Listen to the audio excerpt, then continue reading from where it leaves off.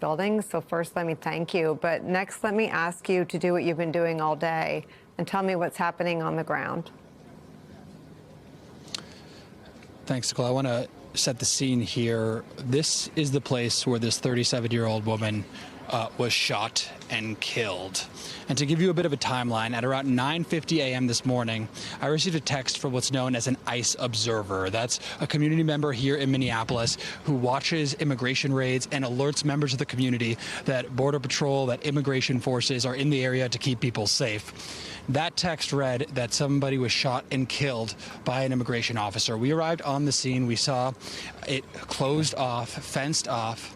And we saw a large law enforcement presence. In that law enforcement presence included Border Patrol agents, ICE agents, and we saw very elevated tensions. We saw tear gas being shot between protesters and police. Then eventually we got the confirmation from DHS and from Mayor Frey that somebody was shot and killed at this very spot where these flowers are being laid right now, Nicole. Now, there are two very different narratives between Mayor Frey and DHS. DHS claiming that the woman was shot in an act of self-defense from a federal agent. Mayor Frey calling that a garbage narrative. I will say there was a gruesome image that has stuck with me from this morning where you could see the woman who was shot inside of her car, blood splattered on the airbag at the very front of that car. Now, I want to see if I can introduce you to the neighbor of the owner of this house. His name is Eugene Bentley, and he saw this happen earlier this morning. Bear with me, Nicole, one moment. It's very icy here, so we want to make sure that our cameraman is safe. Here we are. Furniture delivery company wasn't that.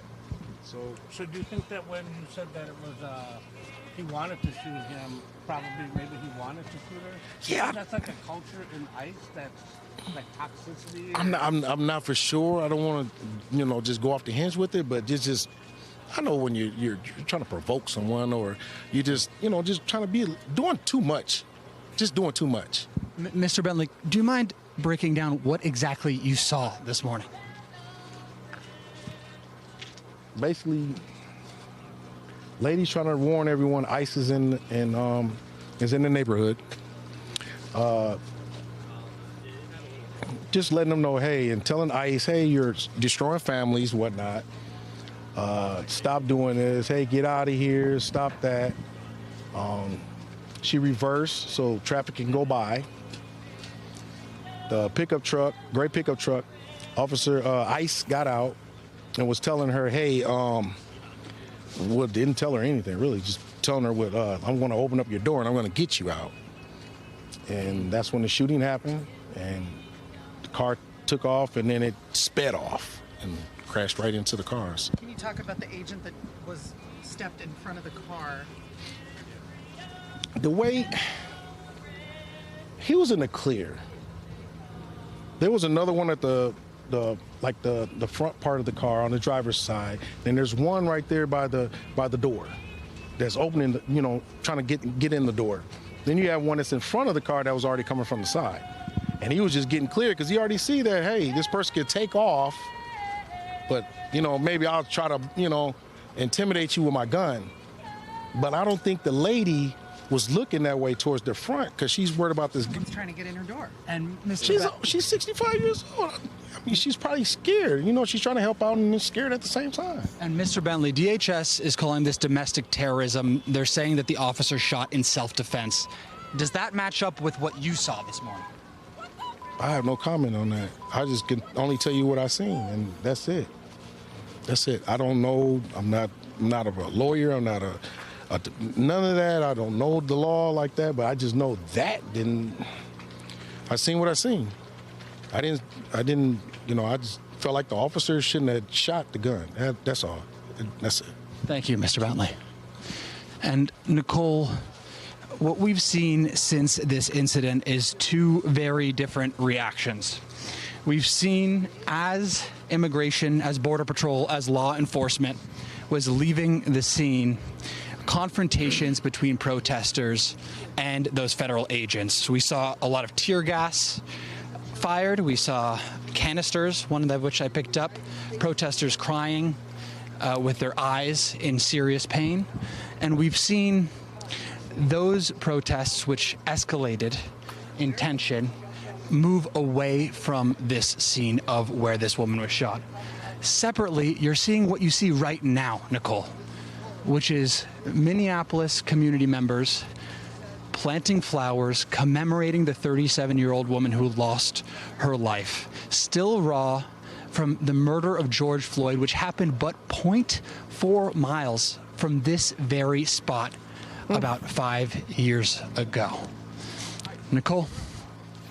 Alex, I want you to keep going, but let me just introduce this account from the Minneapolis chief of police, and I'll have you pick it up on the other side. This is what he said transpired, quote, "The preliminary information that we have indicates that this woman was in her vehicle and was blocking the roadway on Portland Avenue midway between 33rd Street and 34th Street in the city.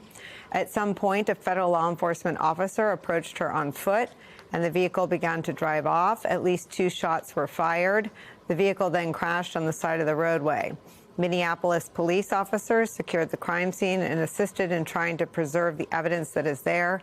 We have since turned over the scene both to the Federal Bureau of Investigation as well as the Minnesota Bureau of Criminal Apprehension, which will be conducting an investigation into this use of deadly force." That's local law enforcement. The Secretary of Homeland Security called it domestic terrorism and seemed to speak as though she had all the facts.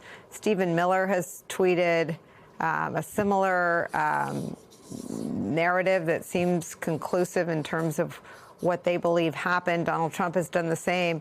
Is it your sense that the state and local investigative actions are the only investigations into what has happened today, or do you have any information that suggests anyone else is investigating the facts and talking to people like Eugene Bentley, who witnessed the shooting and the killing? Well, Nicole, what I can tell you is that the state and local law enforcement account that you just read out there matches in many ways our experience here. Now, of course, we arrived on the scene about 20 to 30 minutes after the first report of this incident from an ICE verifier. But we can say pretty clearly that this woman was shot in the front seat of her car based on the fact that there's an image that I will never be able to get out of my head of blood spattered on an airbag. We can say pretty definitively that the car was stuck there for a very long period of time. I do remember seeing the Federal Bureau of Investigation agents taking photos of the crime scene before the car was towed. So that might indicate that there is some level of investigation from the federal government, but much more than that, Nicole, given that we were here in the half hour after this transpired, I can't say definitively one way or the other.